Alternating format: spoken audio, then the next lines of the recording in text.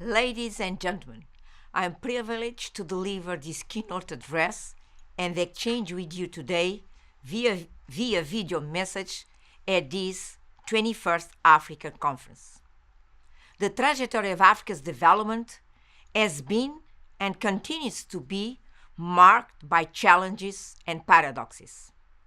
As we look toward the future and work together to accelerate Africa's progress, we must reflect on the continent's past.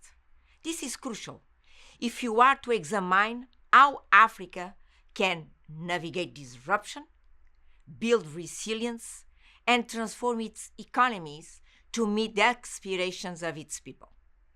Therefore, this discourse will explore Africa's journey from the Millennium Development Goals, MDGs, to the Sustainable Development Goals, SDGs.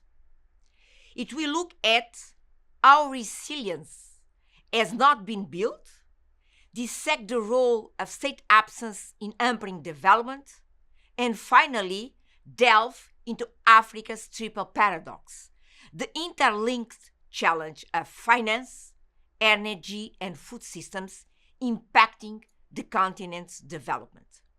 First, let's focus on sustainable development from the MDGs to the SDGs and how they reflect the need to build resilience, or how resilience has not been built. Africa's progress on the MDGs highlights the critical importance of resilience in achieving development goals. The MDGs were aimed to deliver immediate improvements in health, education, and poverty reduction. At the same time, they were also expected to enhance the capacity of individuals, communities, and nations to withstand future crises.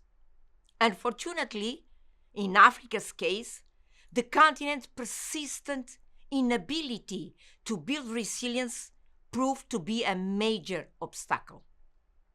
For example, in sub-Saharan Africa, while there was some progress, particularly in areas like primary education, where enrollment increased from 52% in 1990 to 80% in 2015, the continent did not achieve the desired outcomes. Nearly 50% of the population still lived on less than $1.25 a day by 2015, underscoring the failure to meet poverty reduction goal. As the global focus shifts to the more ambitious SDGs, Africa's struggles continue. The Sustainable Development Solutions Network, SDNES, reveals sobering data from their monitoring. 17 of the 20 lowest performing countries globally are African. An even more worrying trend shows that nearly half of the Africa's SDG targets are either off track or have made no significant progress. Unfortunately, this further demonstrates the continent's vulnerability due to lack of resilience.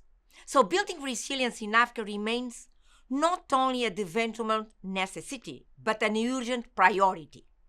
Without this foundation, the continent risks further regression as future disruptions emerge, whether in the form of economic shocks, environment crisis, or political instability.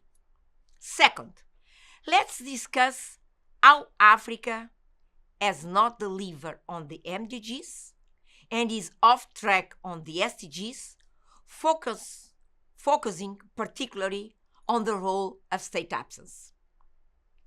The absence of an effective, capable state is a critical reason behind Africa's underperformance in achieving the MDGs, which put the continent at a vulnerable starting point for the SDGs. State absence refers to the lack of governance, infrastructure, and institutional frameworks needed to deliver essential services. In turn, this hampers resilience. In fragile states, this void creates a vacuum that non-state actors are quick to claim, undermining the state's legitimacy and weakening its ability to sustain long-term development. Historical colonial administrations establish state systems focused on security control and resource extraction, only two functions. This left a large portion of African territories with minimal governance, a legacy that persists today. Countries like the Central African Republic, the Democratic Republic of Congo, and Somalia exhibit the highest levels of state fragility and conflict. On the other hand, countries like Botswana, Mauritius, with more stable and effective governance structures, have demonstrated higher levels of resilience. This contrast highlights the importance of strong, inclusive state structures in delivering development outcomes. The absence of such structures creates an environment where development initiatives are often unsustainable, leading to a cycle of poverty, instability, and underdevelopment. For Africa to move forward, it is imperative that the state reestablishes its presence by delivering essential service, strengthening institutions, and forcing political stability. Third, let's finally explore Africa's triple paradox and exchange on the root causes of why the state has been absent. Africa's development challenge can be encapsulated by what we refer to in our 2023 flagship reports on the continent's development as the triple paradox. This is the complex interplay between financing, energy, and food system challenges to feed into each other, exacerbating state absence and undermining resilience across Africa. The financing paradox lies in the fact that, despite the continent's abundant financial resources, many African countries remain trapped in a cycle of debt distress and external dependency. In fact, African countries lose around $500 billion annually through illicit financial flows, tax evasion and avoidance, inefficient public spending and tax exemptions, mismanagement of pension funds and carbon markets. This figure is more than the combined GDP of 35 countries on the continent. This reliance on external sources of finance prevents African states from achieving the financial autonomy needed to invest in infrastructure, build robust institutions, and ensure public service delivery. The energy paradox is another significant obstacle. Africa is rich in oil, gas, and renewable energy potential, yet nearly 600 million people on the continent lack access to reliable electricity. This energy deficit hampers industrialization, economic development, and job creation. Without sufficient energy infrastructure, Africa cannot absorb the 80 million young people entering the labor market each year. This further limits the continent's ability to achieve sustainable development. The global narrative has also imposed a green energy straitjacket on Africa, creating an unsustainable trade-off between delivering the NDCs and delivering development. This green energy straitjacket requires huge upfront investments, but at the same time, it makes quasi-commercial or commercial lending the only available on a continent where many countries are not investment grade countries. So the global narrative tells Africa to go all in. Yet at the same time, Africa's renewable energy investment at $55 billion between 2010 and 2020 accounted for just 2.4% of global renewable energy investments, which total almost $2.3 trillion. While regions like North Africa and Southern Africa led the continent's efforts, the overall investment disparity remains vast. Globally, renewable energy investment was approximately 40 times higher than Africa's share during this period, despite Africa holding 60% of the world's best solar resources, but only 1% of installed solar photovoltaic or PV capacity.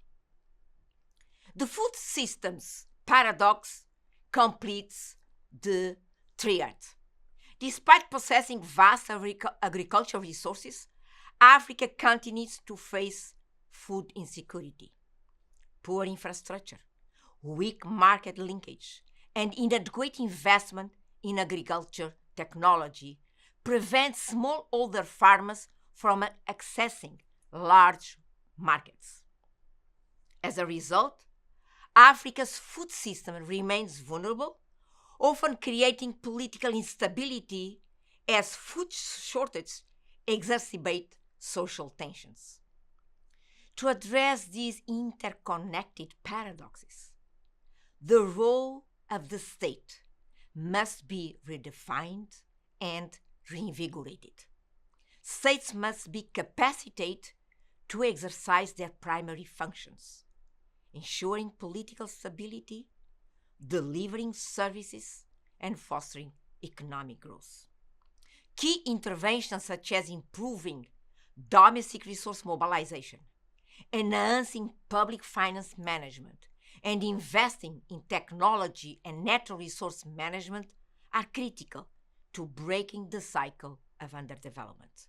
In conclusion, Africa's path to resilience and transformation requires bold strategies and a renewed commitment to state building. The challenge posed by the triple paradox of finance, energy, and food systems are significant, but they are not insurmountable. By addressing these critical issues, African nations can not only navigate today's disruption, but also build a more resilient and prosperous future for tomorrow. The United Nations Secretary General said, "The 21st century is poised to be Africa's century."